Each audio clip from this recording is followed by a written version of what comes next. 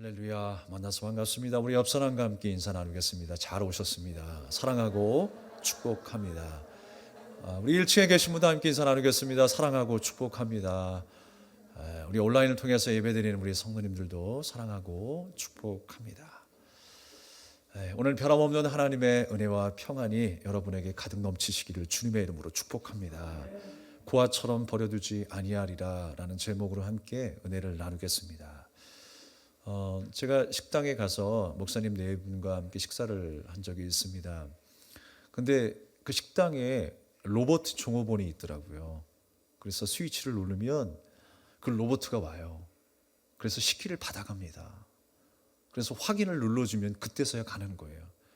제가 명령하기 전에는 이 로봇 종업원이요 절대로 움직이지 않습니다. 참 말을 잘 듣고 신기하더라고요.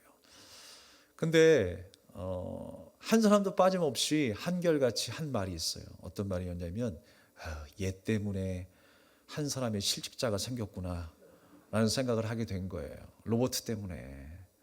그래서 씁쓸한 마음을 감출 수가 없었습니다. 사람의 역할이 점점 줄어들고 있는 시대 아니겠어요? 한 사람이라도 더 일을 해야 되고 또 같이 더 좋은 시너지 효과를 나타낼 수 있어야 되는데 사람은 점점 줄어들고 기능적인 기계적인 그런 일들만 남아있으니 참으로 안타깝기 금할 수 없습니다. 문제는 뭐냐면 기능적으로는 문제가 없어요. 어떤 일들, 어떤 목적을 이루어내기 위해서 생산하기 위해서는 모든 것이 가능합니다. 근데 문제는 뭐냐면 웃음도 사라졌어요. 공동체 의식도 사라졌어요. 근데 그 모습이 교회 안에도 여실히 드러난다는 거예요. 공동체 생활에서도요, 우리가 서야 할 자리를 자꾸만 빼앗기는 것 같습니다. 예배의 자리, 봉사와 헌신의 자리를 그냥 내어주기 일쑤입니다. 교회 안에서도요, 기계적으로, 기능적으로 얼마든지 다 이루어낼 수 있습니다. 물질적으로 또 인력을 사서 또 어떤 일이든 기능적으로는, 기계적으로는 다 이룰 수가 있어요. 근데 문제는 뭐냐면 주님께서 그렇게 기뻐하시는 공동체 의식, 지체로서의 사명, 또 우리가 정말 이 안에서 서로가 부대끼며 함께 또 고와 낙을 경험하면서 하나님의 마음을 경험하고 하나님의 뜻이 무엇인가를 경험하고 하나님의 비전을 이루어가는 가운데에 우리에게 넘쳐나는 그 기쁨, 생수의 강이 흘러넘치는 그 기쁨을 우리가 점점 상실해 간다는 사실이에요. 사랑하는 여러분, 언제 우리가 이런 은혜를 채우겠습니까? 예배로서의 가장 중요한 의의는 어디 있습니까? 바로 하나님의 임재 가운데 있죠. 우리의 신앙생활의 가장 큰 의의는 무엇입니까? 바로 하나님과의 교제 가운데 있어요. 하나님과의 바른 관계, 뜨거운 열정과 간절함과 절박함으로 하나님을 찾는 데 있습니다. 그런데 어느 순간에 우리의 마음이 안일에 빠지지 않았습니까? 우리의 열심이 다른 곳에 더 있지 않습니까? 어느새 하나님과의 교제가 식었어요? 하나님과의 사랑이 끊어졌습니까? 주님 앞에 봉사에 대한 헌신에 대한 마음은 온데간데 없습니까? 언제 여러분의 마음속에 그 하나님의 은혜를 채우시겠습니까? 우리가 다시 한번 그 감격했던 순간으로 돌아갈 수 있기를 간절히 소망합니다. 하나님의 임재를 경험하여 성령의 감동으로 인해서 교회의 사명을 다할 수 있는 우리 모두가 되기를 주님의 이름으로 축복합니다. 오늘 18절의 말씀에는 예수님께서 제자들에게 말씀하십니다. 고와 같이 버려두지 않으시고 성령을 보내겠다라고 약속하십니다. 성령을 보내겠다. 고아란 누구입니까? 부모를 잃은 사람 아니겠습니까? 그런데 성경은요, 더 확대해서 말씀하세요. 부모를 잃은 사람들뿐만이 아니라 의지할 곳을 잃은 모든 사람들을 고아라고 이야기를 해요. 우리가 의지할 수 있는 분이 없었어요. 우리가 죄 가운데 있었을 때에 세상의 권세 아래 살아갈 때는요, 우리가 의지할 곳을 잃어버린 상태였습니다. 그런데 주님께서 우리 가운데 찾아와 주셔서 우리의 주인 되어주시고 우리의 구주가 되어주시고 생명의 목자가 되신 줄로 믿습니다. 오늘 예수님께서 뭐라고 말씀하시냐면 19절에 조금 있으면 세상은 나를 보지 못할 것이로되 그랬어요. 조금 있으면 어느 때를 말하는 겁니까? 예수님의 십자가 사건을 말하는 거예요. 조금 있으면 내가 그 십자가에 못 박혀 죽게 될 텐데 이제 육으로는 예수님을 볼 수 없습니다. 그러나 주님께서 성령을 보내시겠다라고 말씀하고 있어요. 고아란 어떤 사람입니까? 유혹과 핍박과 위험이 노출되어 있는 사람이에요. 바로 내가 주님 앞에 고아 같았어요. 그런데 성령을 보내주셔서 예수님과 함께 뜨겁게 사랑하고 교제했었던 그 순간들을 다시금 재현해 주신 거예요. 재현뿐만이 아니라 그 예수님께서 다시금 우리와 함께하는 역사가 나타난 줄 믿습니다. 그것이 바로 성령의 역사인 거예요. 우리 가운데 임하신 성령의 임재의 모습이라는 거예요. 예수님이 하셨던 그 모든 일들, 하늘의 복음을 전하시고 정말 우리가 가야 할 길을 가르치신 예수님, 그 예수님께서 우리 눈앞에 보이시지 않지만 이제 예수님이 가르치시고 보이셨던 그 삶을 고스란히 우리에게 말씀하시고 깨닫게 하시고 환하게 밝히신 분이 누구시냐? 바로 성령님이라는 거예요. 예수님이 하신 일들을 고스란히 성령님께서 하고 계세요. 내가 죄 가운데에 예수님을 하나님의 아들로 알아듣지 못해서, 알아보지 못해서 많은 백성들이 예수님을 십자가에 못 박았습니다. 알아듣지 못했어요. 그러니까 하나님께서 예수님을 이 땅에 보내셔서 예수님이 아예 그냥 우리 안에 들어와 계시는 거예요. 그래서 우리가 눈을 뜨게 되고 귀를 열게 되고 하나님의 말씀을 받게 된 줄로 믿습니다. 천국 백성으로 살아가게 되었다라는 거예요. 바로 그 일이 성령의 역사라고 하는 사실입니다. 오늘 성경은 성령을 보혜사라고 말씀하고 있어요. 많은 사람들이 해석하기를 변호사다, 중재자다, 중보자다라고 이야기를 합니다. 말씀 그대로 해석을 하면 하나님의 은혜로 보호하고 돕는 일, 그 일을 바로 성령님이 하시는 거라는 거예요. 늘 우리를 보호하시고 우리를 인도하시는 분이 성령님이다라고 하는 차원에서 보혜사라고 하는 이름을 가지고 있습니다. 그런데 오늘 본문에 뭐라고 말씀하십니까? 예수님께서 먼저 보혜사였다라는 걸 밝히세요. 오늘 말씀 속에 16절에 내가 아버지께 구하겠으니 그가 또 다른 보혜사를 너희에게 주사 영원토록 너희와 함께 있게 하리니, 또 다른 보혜사 성령을 보내시겠다라고 말씀하고 있습니다. 그 이전의 보혜사는 누구였어요? 바로 예수님이셨어요. 예수님이 우리의 중재자가 되어주시고 우리의 목자가 되심을 우리에게 말씀하고 가르쳐 주셨잖아요. 우리의 생명이 되심을 가르쳐 주셨잖아요. 그런데 이제 예수님은 떠나가고 이제 성령께서 그 일들을 고스란히 하시는 제2의 보혜사로 우리 가운데 임재하셨다라고 하는 것입니다. 많은 사람들이 그렇습니다. 우리 눈에 보이지 않기 때문에 답답함을 토로하고 하나님의 살아계심을 부정하고 또 이 세상의 힘을 의지하며 살아가는 수많은 사람들이 있을 것입니다. 그런데 예수님께서 지금은 보이지 않지만 이제 보이지 않는 나로 올 것이다 라고 말씀하는 것이 성령님을 보내시겠다라고 하는 약속인 거예요. 내가 이제까지 보이는 나로 너희 앞에 섰지만 이제 보이지 않는 나로 너희에게 갈 것이다. 그것이 바로 성령의 임재의 사건이라는 거예요. 그래서 여기서 조금 있으면 세상은 나를 보지 못할 것이로되, 세상의 의미가 무엇입니까? 어떤 특정한 한 사람을 의미하는 게 아니에요. 교회 안 다닌다고, 예수 믿지 않는다고 그 사람을 사탄의 자식이라고 이야기하면 안 되죠. 세상의 권세 아래, 마귀의 권세 아래 살아가고 있는 하나님을 떠난, 하나님의 말씀에 불순종하고 불충한 그 모든 사람을 가리켜서 우리가 세상이라고 이야기하는 거예요. 세상은 누구입니까? 이 땅의 물질이 최고인 줄 알고 전부인 줄만 알고 살아가는 인생이 세상 사람입니다. 그런데 여러분, 어떤 일이 벌어졌습니까? 그 예수님이 보이지 않는 때가 오게 되면 주님의 백성들은 성령을 받게 될 텐데, 그 성령이 임하시면 권능을 받고 예루살렘과 온 유대와 사마리아와 땅끝까지 이르러 내 증인이 되는 역사가 나타났어요. 성령이 임하셨을 때에 주님께서 다시 오셨음을 경험하게 되는 거예요. 주님을 만나고 주님을 향한 신앙의 고백을 터뜨려 놓고 선포하며 나아가는 승리의 자녀로 살게 된 줄로 믿습니다. 우리가 참 예수님께서 이렇게 십자가에 죽으신 것처럼 정말 하나님이 살아계실까? 예수님이 살아계실까? 라고 하는 의심을 가지고 살아갈 때가 많이 있습니다. 주님이 살아계시지 않는 것처럼 정말 나는 보란듯이 살아계심을 증명하고 싶은데 내 삶에 풍요로움도 없고 응답도 없고 고초를 겪어야 하는 이 삶 자체가 무기력감 마저 느끼게 하는 이 삶 자체가 나를 힘들게 할 때가 얼마나 많이 있습니까? 하나님이 살아계시지 않는 것 같은 우리의 시간들이 얼마나 많이 있습니까? 그러나 여러분, 분명한 사실은 주님은 분명히 살아계시다는 사실이에요. 내 안에 역사하고 계시다는 사실이에요. 지금도 나를 보호하고 인도하시는 보혜사 성령님으로 내 안에 계심을 믿는 우리가 되기를 바라겠습니다. 요한복음 14장 26절의 말씀에는 예수와 전혀 다른 것을 가르치신 분이 아니라 성령님께서 예수님께서 가르치신 것을 똑같이 가르치신 분이라는 것을 말씀하세요.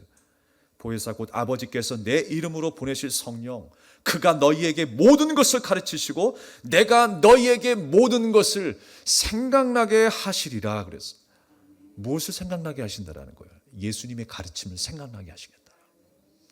예수님께서는 우리에게 복음을 말씀하셨습니다. 주님이 가신 그 길, 그 십자가의 길이 생명의 길이다라는 거. 자기를 부인하고 예수님을 따르는, 나는 죽고 예수 그리스도만 내 안에 사시는 삶을 살아가는 그 구원의 길을 우리에게 말씀해 주신 것입니다. 그래서 성령님을 그리스도의 영, 진리의 영이다라고 말씀하세요. 주님께서 성령을 통해서 그것을 우리에게 가르치고 있는 것입니다. 그래서 여러분, 어떤 일이 일어났어요? 예수님의 그 사역과 그 삶에 함께 했었던 그 제자들의 그 경험과 체험이 고스란히 우리에게 나타나는 거예요. 그래서 여러분, 요한복음 14장 12절 말씀에 내가 진실로 진실로 너희에게 이르노니 나를 믿는 자는 내가 하는 일을 그도 할 것이요 또한 그보다 큰 일을 한다라고 말씀하고 있어요. 여러분, 더 큰 일이 어떤 일일까요? 잘 보세요, 여러분. 예수님이 사역하셨던 그 당시에는요, 제자들과의 대화에 국한되었어요. 그리고 그 시대, 신약 시대, 그 시대에 국한되어 있었던 사건들이었어요. 그리고 이스라엘이라고 하는 한 민족에 국한된 사건이었습니다. 그런데 여러분, 성령의 오심으로 인하여 그 모든 시간을 초월하게 되었어요. 그래서 2000년 전이나 지금이나 여러분, 하나님의 시간은 어떤 시간입니까? 우리의 시간은요, 태어나서 살아가고 죽고 끝나는 제한된 시간 속에 살아가지만 하나님은 영원의 시간 속에 사시는 분이세요. 하나님은요, 우리 인생을 바라볼 때 통으로 보세요. 우리는 잘라서 보게 되잖아요. 뭐 어떤 시대, 조상의 시대, 우리의 시대, 미래의 시대 잘라서 보지만 하나님의 시각에는 다 하나로 연결되어 있는 거예요. 우리가 성령 안에서 그 시간을 경험하게 되었다라는 것입니다. 그래서 여러분, 이 말이 맞는 거예요. 나도 예수님의 십자가 처형의 현장에 나도 있었다라고 하는 것, 이 말이 맞는 거예요. 성령께서 그 은혜를 우리에게 경험하게 하시고 깨닫게 하세요. 나는 죽을 수밖에 없는 죄인이었지만 바로 예수 그리스도의 그 은혜로 내가 살게 되었음을 믿게 된 것. 그래서 오늘도 내가 성령을 통하여 예수님을 만날 수 있게 되는 것이고 그 십자가의 사건이 나의 사건이 될 수 있다라고 하는 것입니다. 그리고 또한 믿음의 선진들이 받아 누렸던 그 은혜를 나도 동일하게 누리며 살아갈 수 있게 된 것입니다. 그런데 여러분, 주님은 뭐라고 말씀하세요? 세상은 그것을 받지 못한다라고 말씀하세요. 예수님이 하신 말씀이 무슨 말씀인지 몰라요. 보지도 못한다고 했어요. 그런데 주님의 자녀들에게 주님이 찾아와 주셔서 아예 그냥 들어와서 깨닫게 하시고 뒤집어 놓으시고 새롭게 하신 줄로 믿습니다. 바로 이 성도의 모습이 세상과 이렇게 구별되었다라는 것을 성경은 지속적으로 우리에게 말씀하고 있습니다. 그러면서 예수님은 너희는 그를 안다라고 말씀하세요. 주님이 찾아오셔서 구원하신 백성들의 삶은 이제 아는 인생이라는 거예요. 주님의 마음을 아는 인생. 주님이 보게 하신 그 길을 아는 인생. 어떤 길이 참 진리의 길이요, 행복의 길이요, 생명의 길인가를 아는 인생이라는 거예요. 여러분, 그렇게 다 아는 자로서 주님을 따르시기 바랍니다. 여러분, 그런데 여러분, 우리가 언제 알아가겠어요? 신앙생활하면서 우리가 종교생활만 하면 이걸 알 터가 없어요. 종교 생활을 하고 내가 할 것 다 하는데 자신에게 그렇게 후한 점수를 주는 사람은요, 결코 하나님의 은혜를 알 수가 없어요. 예배 가운데 가장 중요한 의의가 뭐라고요? 하나님의 임재와 교제라고 했어요. 주님과의 아름다운 관계를 만들어가는 것. 주님 앞에 우리의 삶을 드리고 주님의 말씀을 내 가슴에 담고 내가 주님 앞에 다시 한번 철저히 낮아져서 주님의 말씀에 순종하기를 결단하는 그 순간순간의 시간들, 그 임재의식이 너무나 중요하다라고 하는 사실입니다. 종교 행위를 넘어서 내가 이 성전 안에 있든지 성전 밖에 있든지 날마다 주님과 동행하는 그 임재의식이 넘쳐나기를 주님의 이름으로 축복합니다. 우리가 보면요, 전자제품을 살 때 또 자동차를 살 때 보면 항상 이 옵션들이 붙어 있어요. 그래서 조금 돈을 더 주면 더 기능이 향상된 제품들을 우리가 받을 수가 있잖아요. 자동차도 보게 되면 뭐 알파벳 하나 바꿔놓고 뭐 엔진 기능 조금 더 향상시켜 놓고 레벨을 두어가지고요, 조금 더 주면 조금 더 좋은 차. 그러니까 사람들의 이 심리를 이용하는 거죠. 결국은 좋은 게 좋은 거다라고 생각해서 더 좋은 차, 더 좋은 제품을 사게 만드는 것입니다. 근데 안타까운 것은 이런 것들이 우리 신앙생활 속에 녹아난다는 게 큰 문제예요. 신앙생활에 있어서도요, 내가 어떤 행위의 옵션을 갖췄다고 해서 더 경건한 신앙생활처럼 생각할 때가 있어요. 구원의 능력을 갖춘 것처럼 생각될 때가 있어요. 그러나 여러분, 결코 그렇지 않습니다.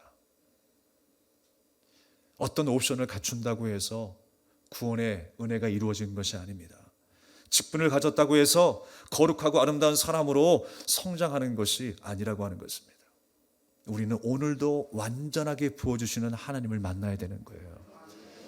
우리에게 부분적인 역사가 아니라 완전히 나의 생각과 나의 모든 삶의 형편과 나의 행위와 모든 것에 상관없이 우리에게 강권적으로 부어주시는 그 하나님의 완전하신 그 은혜가 부어짐으로 말미암아 내가 새롭게 된 것입니다. 내가 주 안에서 그렇게 새롭게 되었다는 감격이 날마다 여러분의 마음속에 넘쳐나야 되는 거예요. 사도 바울도요, 오호라 나는 곤고한 사람이라고 그랬어요. 그래서 나는 날마다 죽노라 라고 고백했던 사람이 사도 바울이었습니다. 나 자신을 스스로 과신할 것이 아니라 나는 이렇게 연약한 사람입니다. 나는 이렇게 부족한 사람입니다. 나는 죽어 마땅한 사람입니다. 죄인입니다. 그렇게 여러분, 우리가 주님 앞에 겸손히 낮아져야 될 시간이 필요해요. 그래서 부활신앙이 중요한 거예요. 부활이 어떻게 일어납니까, 여러분? 죽음 뒤에 일어나는 것이 부활 아니겠어요?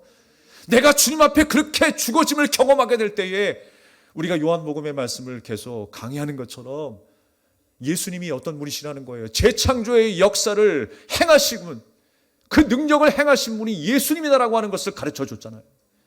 우리가 주님 안에서 그렇게 다시 태어나게 될 때에 예수님의 부활이 나의 부활이 되는 줄로 믿습니다. 사도 바울도 그렇게 로마서 7장 25절 말씀에 우리 주 예수 그리스도로 말미암아 하나님께 감사하리로다. 그런즉 내 자신이 마음으로는 하나님의 법을, 육신으로는 죄의 법을 섬기노라 그랬어요.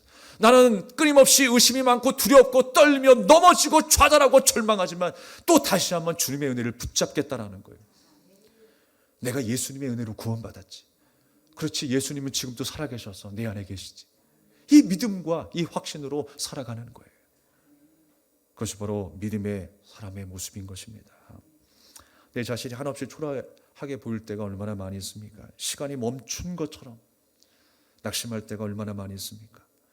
또 내 자신을 바라보면서 과연 내가 하나님의 자녀가 맞는가? 내가 이런 직분을 갖고 살아가는 성도가 맞는가? 하면서 절망할 때도 있어요. 그러나 여러분, 부활하신 주님께서 다시금 우리에게 말씀하십니다.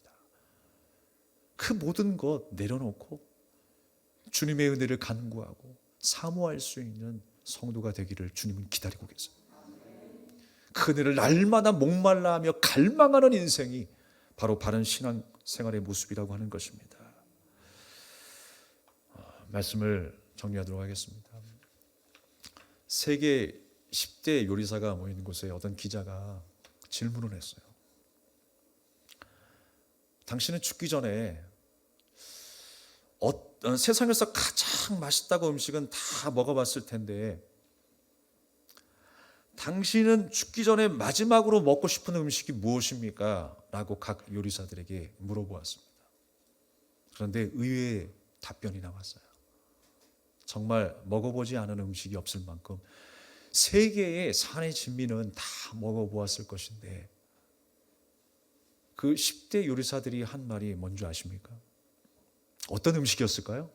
여러분 같으면 죽기 전에 이 음식을 꼭 먹고 싶습니다. 생각이 납니다. 라고 하는 음식이 뭘까요? 제가 예전에 저희 할머니와 함께 뷔페집에 갔는데 할머니가 처음에 떠오신 음식이 뭐였냐면 호박죽이었어요. 근데 끝까지 호박죽을 드시더라고요. 그 할머니 캔에는 그 호박죽이 그렇게 맛있는 거예요. 가장 힘들고 어려웠을 때 또 가족과 함께 사랑과 추억을 나누면서 먹었던 그 호박죽. 그건 더 이상의 음식이 아니라 음식을 넘어선 추억인 셈이죠. 우리는요 정말 세계에 가장 먹고 싶은 요리가 무엇인가를 생각해 보면 다 각자의 그런 요리들이 있어요. 요리사들이 죽기 전에 먹고 싶은 음식이 있다면 그것은 세계의 산의 진미가 아니라 햄버거, 떡볶이, 어묵, 오뎅 뭐 이런 거라는 거예요. 전혀 의외의 답이 남았어요. 미국의 드라마 가운데 프리즌 브레이크라고 하는 그 감옥을 배경으로 한 그 드라마 안에 주인공이 있습니다. 집행을 앞둔 사형수였어요. 집행관이 그 사형수에게 마지막 먹고 싶은 음식이 있느냐라고 물어봤을 때 저는 아무것도 먹고 싫습니다 라고 이야기를 합니다. 그런데 한참을 침묵 가운데 있더니 먹고 싶은 음식이 생각났습니다 라고 이야기를 해요. 제가 그렇게 사랑했던 제 아들과 함께 먹었던 블루베리 파이가 먹고 싶습니다 라고 이야기를 하는 거예요. 사랑하는 여러분, 가족과 함께 사랑을 나누면서 먹었던 그 추억의 음식들을 세계 유명한 호텔의 요리와 비교할 수가 있겠습니까? 눈물을 흘리며 내가 먹었던 그 음식과 세계의 산의 진미와 어떻게 비교가 되겠습니까? 아무것도 없어도 달랑 고추와 또한 된장뿐인데 따뜻한 밥과 함께 생각하면 침이 꿀꺽 넘어갈 때가 있어요. 옛 추억이 생각나고 사랑하는 사람이 생각나기 때문에 그렇습니다. 사랑하는 여러분, 우리의 육체를 지배하는 것은 음식일지 모르겠어요. 그러나 우리의 정신을 지탱해 주는 것, 우리의 마음과 생각을 지탱해 주는 것, 또 추억일 수 있습니다. 사랑하는 사람을 잃어도 그와의 추억이 많은 사람은 결코 그를 떠나보내는 것이 아니다라고 하는 말이 있어요. 그만큼 추억이 중요하다는 것이죠. 우리는 언젠가 이 소풍 같은 인생, 나그네와 같은 인생을 마감하게 될 것입니다. 마지막이 반드시 올 거예요. 마무리해야 합니다. 가족들과 아름다운 추억과 정겨운 장면이 많은 사람들이 있을 거예요. 그런데 반면 자동차를 바꾸고 집의 평수만 넓히다가 소풍을 끝내는 사람들이 있을 것입니다. 어떤 사람이 더 훨씬 풍요롭고 아름다운 삶을 산 사람일까요? 어떤 사람이 그의 마음속에 행복을 채우며 살았던 인생이었을까요? 여러분은 지금 무엇으로 채우고 있습니까? 주님의 풍성한 은혜로 채우고 있습니까? 주님이 부르시는 그 날에 내가 주님을 전심으로 사랑했습니다 라고 고백할 수 있어요? 내가 주님과의 교제가 너무나 아름답고 행복했습니다 라고 고백할 수 있어요? 여러분 언제 채우시겠습니까? 여러분 언제 채우시겠어요? 사랑하는 여러분, 이제부터라도 그런 시간들로 채워야 합니다. 주님과의 만남, 임재, 그 교제, 그 확신과 감격 속에 주님이 나의 전부임, 나의 영원하신 아버지 하나님이심을 고백하게 되는 그 사랑의 고백을 채우시기 바랍니다. 나의 피난처가 되신 주님, 내가 주님을 사랑하고 나의 영원이 되신 주님, 내가 주님을 의지하며 살아가는 기쁘고 즐거운 감격의 삶, 감격의 순간들이 되는 여러분들이 되시길 바랍니다. 그 시간들을 채우십시오. 하나님과의 아름다운 그 교제들을 채우십시오. 오늘 이 찬양을 들으며 함께 우리가 기도하겠습니다. 주님, 내가 주님만 의지하겠습니다. 주님을 사랑하겠습니다. 고아처럼 나를 버리지 아니하시는 성령 하나님, 그 하나님께서 나를 지키시고 여전히 나와 함께 하신 줄로 믿습니다. 그 아버지 되신, 나의 아빠 되신 그 하나님을 찬양합시다.